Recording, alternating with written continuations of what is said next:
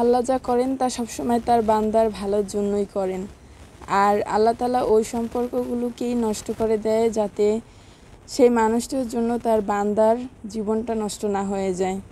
দুর্ঘটনার জন্য হোক কিংবা অন্য কোনো কারণেই হোক না কেন, আজকে সত্যি মনে হচ্ছে যে যা হয়েছে সত্যি অনেক ভালো হয়েছে।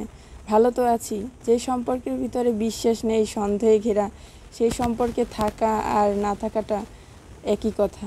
যেই সম্পর্কগুলোর ভিতরে কোনো সম্মান নেই, আসলে সেই সম্পর্কগুলোকেই আমি ঘৃণা করি। আর এমন সম্পর্কের ভিতরে থাকাটাই কোনো দরকার মনে হয় না।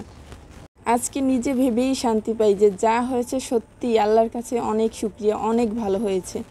যে সম্পর্কে আমার কোনো দাম নেই, সেই সম্পর্কে বা সেই জায়গায় আমার থাকাটাও কোনো প্রয়োজন মনে হয় না। সারাদিন ফোনে খোঁজ খবর নেওয়া এবং কাজ শেষে রাতের বেলায় যখন পছন্দের ছোটোখাটো জিনিসগুলো নিয়ে আসা হয়, আর রাতে যখন বাচ্চাকে সামলাতে গিয়ে ঘুমে ক্লান্ত থাকি তখন তার সাহায্য পাওয়া, হাজারো মানুষ শত কথা বলার পরেও আমার মুখ থেকে শুনে তারপরে যাচাই করা, আর বিভিন্ন বিশেষ দিনে ঘুরতে নিয়ে যাওয়া, আর কি চাই বলুন। জীবন তো অনেক সুন্দরই কাটছে, অনেক ভালোই তো আছি। আর যেই সকল মানুষগুলোর কাছে আমার কোনো দাম ছিল না, তার কাছে জোর করে থাকারই বা কী ছিল। ভালোই তো হয়েছে, আল্লাহ যা করে সব তো ভালোর জন্যই করে, তা তো এখনই বুঝতে পারছি। আসলে কিছু কিছু মানুষকে তার যোগ্যতার বেশি অতিরিক্ত কোনো কিছু দেয়াই ভালো না। আসলে অতিরিক্ত রাগ, অতিরিক্ত জেদ, অতিরিক্ত ভালোবাসা, অতিরিক্ত দায়িত্বশীলতা এবং অতিরিক্ত কোনো কিছুই ভালো না। সব কিছুরই একটা লিমিট থাকা দরকার। তাই আসলে মানুষকে বিশ্বাস করতে হয় এবং মানুষের বিশ্বাসের জায়গাটাও রক্ষা করতে হয়, নাহলে কখনোই সম্পর্ক টিকে থাকে না। আমি মনে করি সুখে থাকার জন্য বেশি কিছুর প্রয়োজন নেই। বন্ধুর মতো একটা বিশ্বস্ত হাত আর আমার আলো পাখির মতো একটা সন্তান থাকলেই যথেষ্ট। বেশ ভালোই দিন তো কেটে যায়, বেশ সুখী থাকা যায়।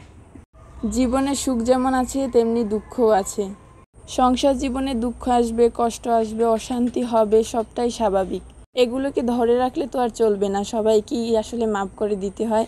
একটা সময় সব কিছু ভুলে গিয়ে আবার নতুন করে সাজিয়ে নিলেই হয়। জীবনকে যদি জানালা ধরি তাহলে কখনোই সেই জানালাটা বদ্ধ করে রাখলে সেই জানালার ভিতর থেকে কখনো আলো আসবে না। তাই সেই জানালাটা সবসময় উন্মুক্ত করে রাখতে হয় যাতে আবারও আলো আসে এবং সবাই মিলে সুখে শান্তিতে বসবাস করা যায়। আর কথা বাড়াবো না, আজকের ভিডিওটা এই পর্যন্তই। সবাই ভালো থাকবেন, সুস্থ থাকবেন এবং ভিডিওটি ভালো লাগলে কমেন্ট করে জানিয়ে দেবেন এবং শেয়ার করে দিবেন। আল্লাহ হাফেজ।